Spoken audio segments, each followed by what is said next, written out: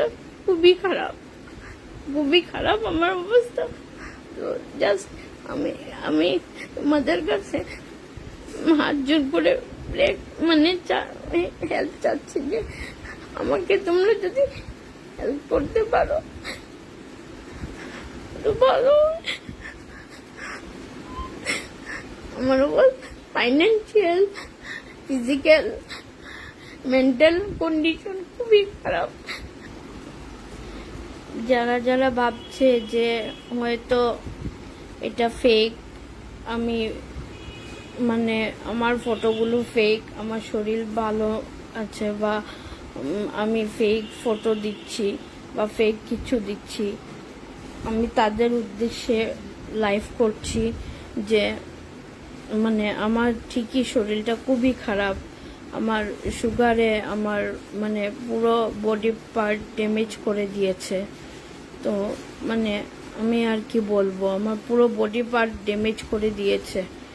তো আমি সবাইকে রিকোয়েস্ট করছি যে যারা যতটুকু পারে আমাকে হেল্প করতে। আমার ফাইন্যান্সিয়াল কন্ডিশন আফটার করোনা মানে খুব খারাপ। আমার নিয়ার অ্যাবাউট 50 লাখ মানে আমার বাইপাস 50 লাখ টাকা দিয়ে আমার বাইপাস হয়েছে। এখন পর্যন্ত আমার 60 লাখ টাকা চলে গেছে। আমার ঘর মর্টগেজ দিয়ে আমার ট্রিটমেন্ট হয়েছে, যেটা মানে এখন আর ঘরটাও নেই, ঘরটাও সেল হয়ে গেছে, যেটা দিয়ে আমার ট্রিটমেন্ট হয়েছে। এখন আমাদের কাছে খুব অবস্থা খারাপ। যারা যারা বলছো যে আমার বাবা বা মা সবাই মানে আশা করি যারা আমাকে চিনো জানো যে আমার মা 1.5 বছর আগে মারা গেছেন। তারপরে আমাদের ফাইন্যান্সিয়াল কন্ডিশনটা খুব খারাপ হয়েছে। মানে এখন বাবারও টাকা নেই, মানে কি বলবো এখন। আমার কাছে মানে আমার হাজব্যান্ডও জব হচ্ছে না, মানে ছেড়ে দিয়েছে আমার হাজব্যান্ডও জব আমার জন্য, আমাকে দেখার জন্য ওরও মানে জব নেই। আমি রিসেন্টলি 1.5 বছর থেকে কলকাতা আছি ট্রিটমেন্টের জন্য।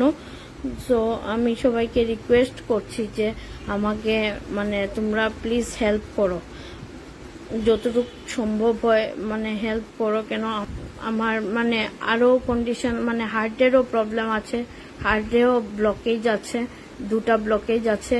ওইটাও আস্তে আস্তে ব্লকেজটা ছুটাতে হবে। বাইরে এখানে কলকাতার ডক্টররাও বলেছে যে বাইরে বেলুড়ে নিয়ে যেতে।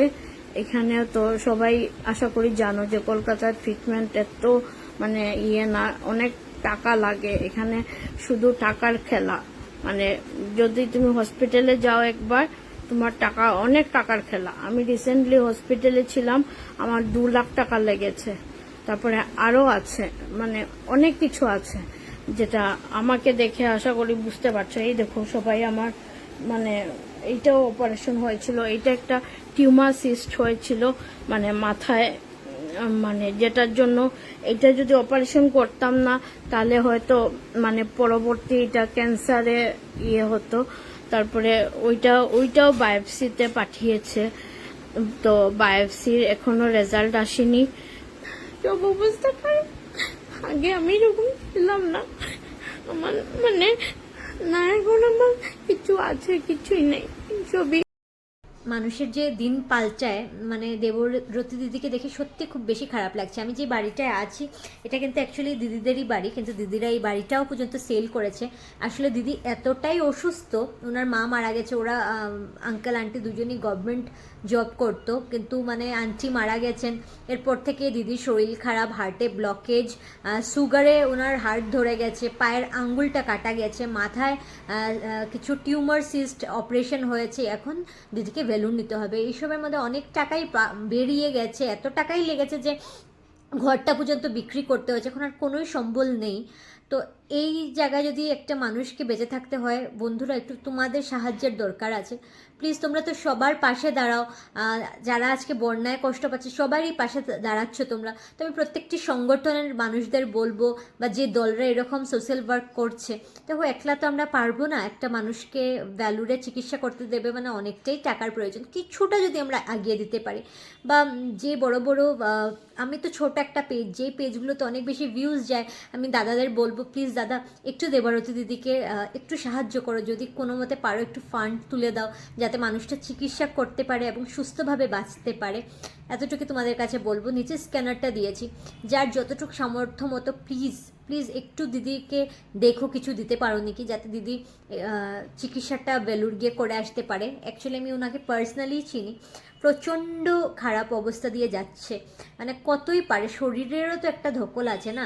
আজকে মানে সুগারে তো দিদির পাটা কাটা গেছেই, আঙ্গুল কাটা গেছে, এখন এরই মধ্যে সিস্ট অপারেশন হলো মাথাতে, এখনই আবার দিদিকে ভ্যালু নিয়ে যেতে লাগে। টাকা পয়সার তো বন্যাই বয়ে যাচ্ছে, মানে ভালো ভালো মানুষেরও ইনকাম নাই, আর যদি টাকা যেতে থাকে তাহলে কি হাল হয়। দিদির হাজব্যান্ড জব করতে পারছে না, কারণ দিদি ট্রিটমেন্টের জন্য আজকে 1.5 বছর থেকে কলকাতা, তো দিদিকে দেখবে না জব করবে, তো ওই সব নানান অবস্থা দিয়েই যাচ্ছে। তো এই ভিডিওতে এতটুকু বলবো বন্ধুরা, প্লিজ প্লিজ প্লিজ যারই হাতে পড়ছে একটু শেয়ার করে দিও, আর যে যতটুকু পারো একটু ডোনেট করার চেষ্টা করো দিদিকে, যাতে দিদিটা অপারেশন করিয়ে চিকিৎসা করিয়ে সুস্থ হয়ে আমাদের মাঝখানে সুন্দরভাবে জীবনযাপন করতে পারে, তাই না?